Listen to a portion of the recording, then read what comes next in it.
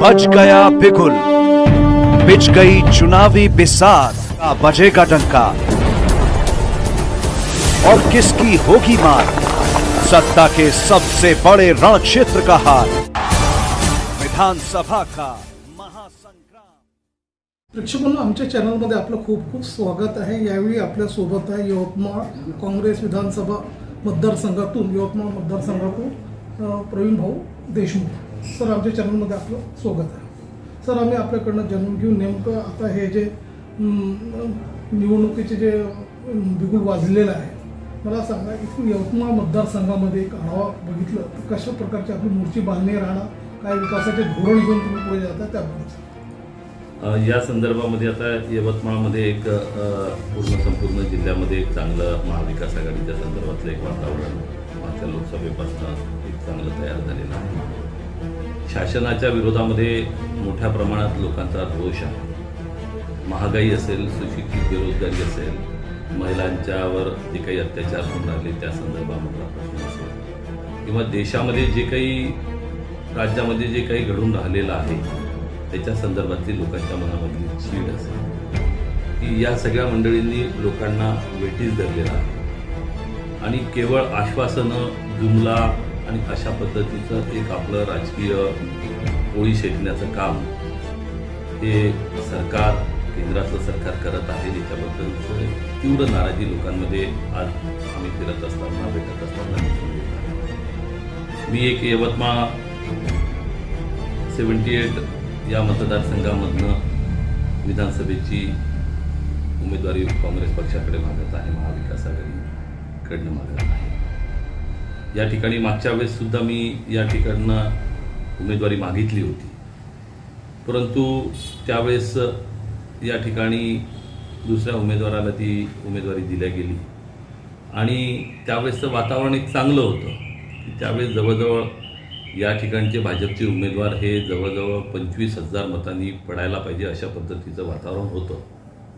परंतु दुर्दैवाने काही वेगळ्या पद्धतीच्या खेळ्या त्यांच्याकडनं झाल्या, कुठेतरी आर्थिक वेगळ्या पद्धतीचा खेळ त्यांच्याकडनं झाला, मतदारसंघामध्ये वेगळ्या पद्धतीची दिशाभूल त्यांच्याकडनं झाली आणि निवडणुकीच्याही मतमोजणीच्या वेळेस अनेक वेगवेगळ्या पद्धतीचे प्रकार की जे सर्वसामान्यांना मान्य नाही, परंतु लोकांचा कलसुद्धा पक्षाकडे असताना त्या खेळातनं केवळ 2,500 मतांनी इथले भाजपचे उमेदवार त्यावेळेस निवडून आले। दुर्दैवाने त्यावेळेस ते 25,000 मतांनी पडायला पाहिजे होते।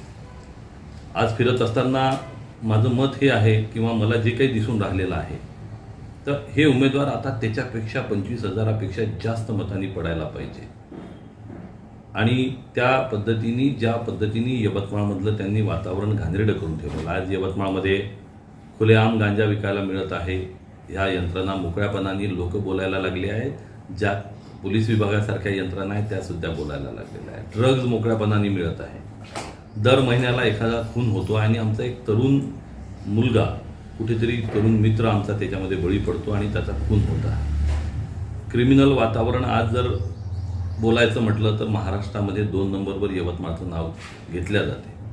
आज आम्ही महाराष्ट्रामध्ये पूर्वी आम्ही ज्यावेळेस नवीन राजकारणामध्ये आलो त्यावेळेस 40 वर्षापूर्वी, 30 वर्षापूर्वी आमची ओळख, आम्ही दिल्ली किंवा इतर राज्यामध्ये गेल्यानंतर तुम्ही कुठले आहे हा प्रश्न विचारल्यानंतर आम्ही यवतमाळचे म्हटल्यानंतर यवतमाळ कुठे आहे हा प्रश्न साधारण आम्हाला विचारला जायचा।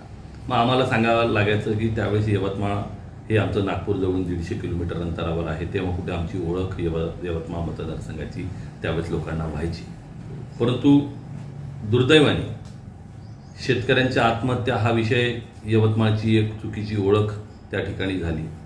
आम्ही यवतमाळची त्या दरम्यानच्या काळामध्ये यवतमाळ म्हटलं की अरे हो, तिथे शेतकऱ्यांच्या मोठ्या प्रमाणात आत्महत्या होत्या, कापूस पिकवणारा भाग आहे, अशा पद्धतीची लोक बोलायचे। त्याच्यानंतर आता त्याच्यापेक्षाही आता आम्ही यवतमाळचं आहे म्हटल्यानंतर आम्हाला म्हणतात हो ते महाराष्ट्रामध्ये क्रिमिनल नंबर 2वर गाव असलेलं यवतमाळ, अशा पद्धतीची चुकीची ओळख किंवा आम्हाला शर्मेनी मान खाली घालणारी ओळख या ठिकाणी असलेल्या सरकारच्या मंडळींनी, या ठिकाणी विद्यमान जे काही आमदार आहेत त्यांच्या आशीर्वादाने या यवतमाळची झालेली आहे। गुंडांना त्या ठिकाणी प्रोटेक्शन दिलं जातं, त्यांच्या माध्यमातून तरुण पिढीला त्या ठिकाणी डायव्हर्ट केलं जातं आणि त्या पिढींना या व्यवसायामध्ये घातलं जातं। अशा वेगवेगळ्या पद्धतीचे व्यवसाय जागा खाली करून घेण्याचा विषय असो, रस्त्याचा प्रश्न जर म्हटलं तर आज यवतमाळच्या संदर्भामध्ये अमृत योजना ही गेल्या 10 वर्षापासून लोकांना पाणी मिळायला पाहिजे त्या प्रतीक्षेत आहे. मागच्या वेळेसही हा महत्त्वाचा मुद्दा होता, परंतु कुठेतरी त्यांनी चुकीच्या पद्धतीने तो मुद्दा हाताळला आणि लोकांची दिशाभूल केली. तारखावर तारखा दिल्या, परंतु त्या अमृत योजनेचं उद्घाटन झालं नाही. आज दुर्दैवाने त्याच योजनेचं ज्या 5 वर्षापूर्वी मदनरावांनी तारखा दिल्या होत्या की ही योजना आम्ही या तारखेला जाहीर करू, आज त्याच्यानंतर 5-7 वर्षांनी मोदी साहेब दिल्लीवरनं बटन दाबून त्या योजनेचं उद्घाटन करतात. ही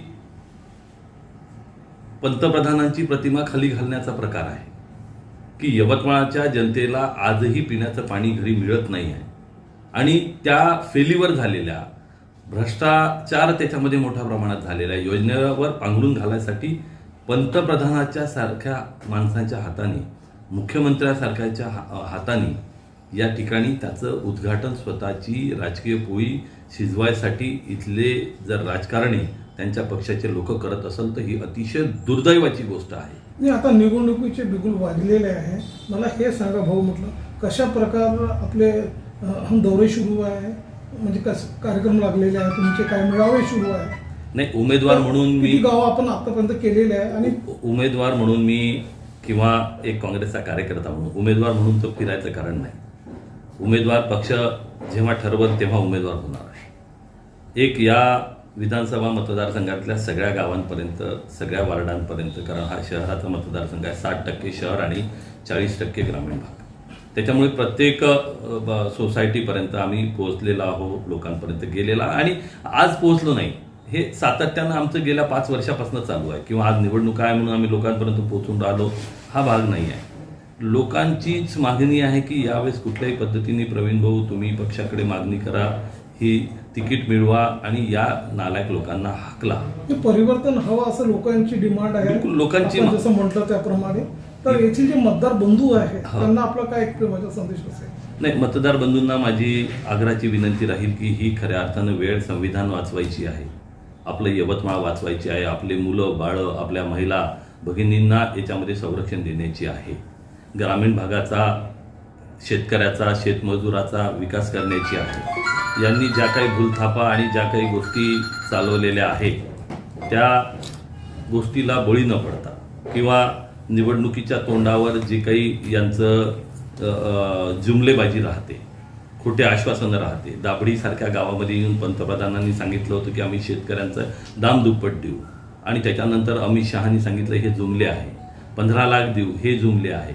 मग हे जे काही आता खोटे आश्वासनं देऊन राहिले, लाडली बहीण यांनी आणलेली आहे, बाया मोकळ्या मनाने बोलायला लागलेल्या आहे. भाऊ म्हणे हे हरामाचे पैसे यांनी खाल्लेले आहे आणि जे काही देऊन राहिले ते आमचे सरकारचे, आमचे स्वतःचे पैसे आहे, ते देऊन राहिले तर आमच्यावर काही उपकार करून नाही राहिले.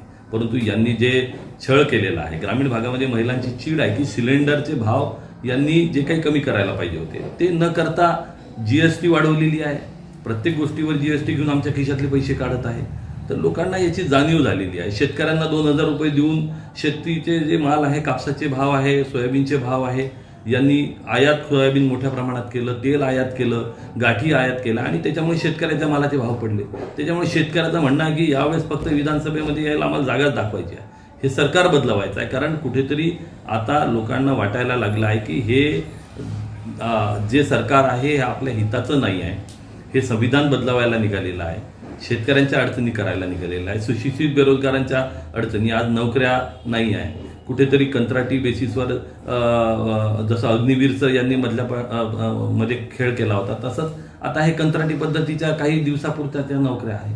सरकारमध्ये झालेलं भांडण हे लोकांच्या समोर आहे. अजितदादांनी सांगितलं आपल्याला जो पैसे नाही, मुख्यमंत्र्यांनी सांगितलं वाटून टाका, जे असेल ते खाली करून टाका, मग पुढं पाहत बसू. ठीक आहे ना. तर मला वाटते की ही लोकांची चीड आहे आणि यावेळेस या ठिकाणी महाविकास आघाडीचे जे कोणी उमेदवार असेल, मी एक उमेदवार पक्षाकडे मागत आहो, काँग्रेस पक्षाकडे मागत आहो. हा मतदारसंघ उभाटाला सुटतो, काँग्रेसला सुटतो, हा एक प्रश्न या 2 दिवसामध्ये सुटेल. आम्हाला आशा आहे की हा मतदारसंघ काँग्रेस पक्षाला सुटेल आणि काँग्रेस पक्षाचा उमेदवार, महाविकास आघाडीचा उमेदवार मोठ्या प्रमाणात या ठिकाणी निवडून येईल. एक मी स्वतः उमेदवार म्हणून या मतदारसंघातले जे काही प्रश्न आहे, जी गुंडागर्दी आहे, जे यांनी या ठिकाणी यवतमाळमध्ये सर्वसामान्य लोकांना अडचणीत यांनी पकडून ठेवलेला आहे, याला उत्तर आम्ही या ठिकाणी एक या मतदारसंघाचे उमेदवार म्हणून आमदार म्हणून काम करायची संधी मिळाली तर जशास तसं उत्तर देऊन यवतमाळची गुंडागर्दी बंद करू, यवतमाळमध्ये होत असलेले जे काही अन्याय आहेत ते बंद करू, या ठिकाणी जे गुंड आहे त्यांना या ठिकाणी हद्दपार करू, अशा पद्धतीचं एक लोकप्रतिनिधी म्हणून आरोग्याची सेवा, शिक्षणाच्या संदर्भातल्या सुविधा आणि नगर परिषद क्षेत्रामध्ये जे काही लोकांना असुरक्षित वाटत आहे त्याच्यासाठी एक चांगलं काम एक लोकप्रतिनिधी म्हणून आणि संधी नाही मिळाली तरी त्या पद्धतीने आम्ही जो कोणी उमेदवार असेल त्याच्यासोबत राहू आणि महाविकास आघाडीचा उमेदवार निवडून आणू, एवढंच आपल्या माध्यमातून मी सांगू इच्छितो. आणि शेवटी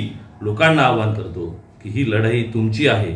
या विधानसभेमध्ये यांना हद्दपार करणं गरजेचं आहे. त्याच्यामुळे महाविकास आघाडीचे जे उमेदवार असतील त्यांना आपण या निवडणुकीमध्ये निवडून द्यावं, अशा पद्धतीचे हात जोडून विनंती सर्व मतदार बंधूंना, सर्व शेतकरी बंधूंना, विशेषतः आमच्या युवक वर्गाला, आमच्या महिला भगिनींना मी विनंती करतो. धन्यवाद. प्रेक्षकांनो, हे होते काँग्रेसचे senior leader Praveen Deshmukh sir, आणि आपण आमच्या चॅनलसोबत बोललो आणि पुढच्या युवकांसाठी आपण जे विजन मांडलं आपण कटिबद्ध राहणार आहोत त्याबद्दल आणि आपण वेळ दिला सर त्याबद्दल आपण धन्यवाद. धन्यवाद. थँक्यू.